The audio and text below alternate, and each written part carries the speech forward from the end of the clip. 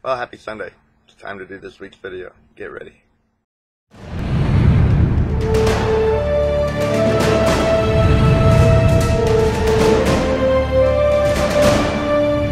Day 2. I got all the way practically to the end, and I flubbed up so badly that I needed to start over again. So, what I'm going to talk about in this weekend's video is an email I got from Paul Viggers today. Paul is in England, and he asked, Jeff, can you help my understanding of Matthew 24? Do you teach that Jesus is talking about the time of the cross here? If so, verses 7, 9, 11, and 21 appear to be about another time.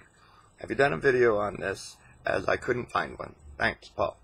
Well, Paul, yes, I've actually done videos referring to Matthew 24.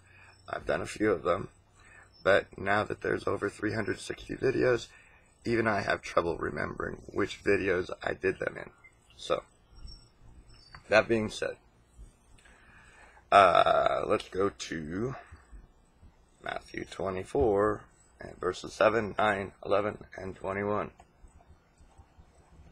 And to read 7, I should really read 6 first, because 7 is just a continuation of Jesus making a point.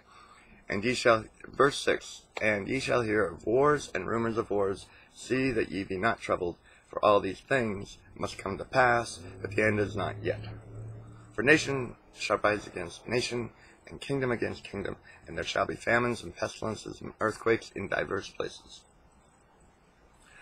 So, in verse 6, Jesus is saying there will be wars, rumors of wars, don't be troubled, because this isn't the end. In other translations, it says this is not the end. But he continues on with more examples. Nation shall rise against nation, kingdom against kingdom, famines, pestilences, earthquakes. And all of those things have been ongoing since the fall of Adam all the way up until Jesus. And I'm sure many times people thought this is the end. It wasn't. So, then in verse 9 it says, Then they shall deliver you up to be afflicted, and shall kill you, and ye shall be hated of all nations for my name's sake. The Jews had been delivered up and afflicted and hated for his name's sake for centuries. Now, that's nothing new. Getting down to verse 21, though, that's the jump, because verse 21 says, For then shall be great tribulation, such as was not since the beginning of the world to this time, no, nor shall ever be. Now, in the verses before verse 21, about 5, 6 verses leading up to verse 21, he's talking about when the day does come, the end, and he's talking about the end of the covenant.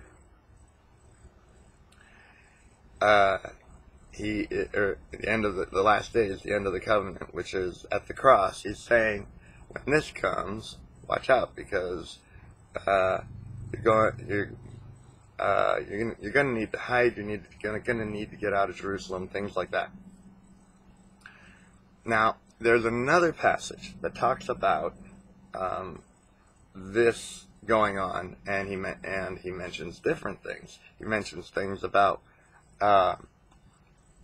two women grinding at a mill, and one is taken and one is left. 2 men walking up a hill, one is taken, one is left. Gotta understand, when you think about the time that Jesus was in, for that 3 years that he was preaching, he was a political pain in the butt for the Jewish government, for the Jewish leadership. Sure, Israel was under Roman rule, but the Romans allowed the Jews to administer their own laws, especially the law of Moses, because that was their law. And they did. The Sanhedrin, the Pharisees, they actually had soldiers, and they arrested people and they punished people. And I'm sure when the day came that Jesus was apprehended, I'm sure a lot of his well-known supporters were also apprehended. Not a big deal. The whole point is, because he goes on and he says that when this gospel is preached to all the world, and that word world is oikomene in the Greek, and that means the Roman world, and the word of Jesus did go out into all the Roman Empire. They heard it far and wide in the Roman Empire, and Paul even explained that yes, they all heard, and Paul also meant the Roman Empire or the Roman world. You got to understand, Jesus was talking about the end would come once his gospel was preached. Now, his gospel, what was his gospel? The kingdom of heaven is here. The kingdom of heaven is at hand. The kingdom of heaven is nigh. That was the gospel. The gospel of the kingdom was here. The gospel of the kingdom had been preached. I said that in 8 videos ago, or 6, or something like that. His gospel did go out, and that was the end. And that went out, and then the cross came.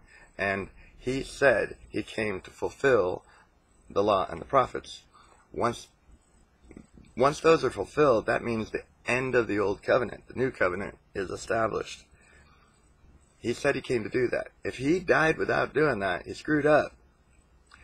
But he didn't screw up. He said it was finished. He did his job. He did what he came to do.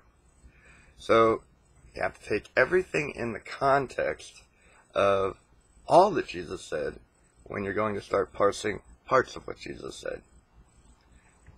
I know it's revolutionary. I have a revolutionary week.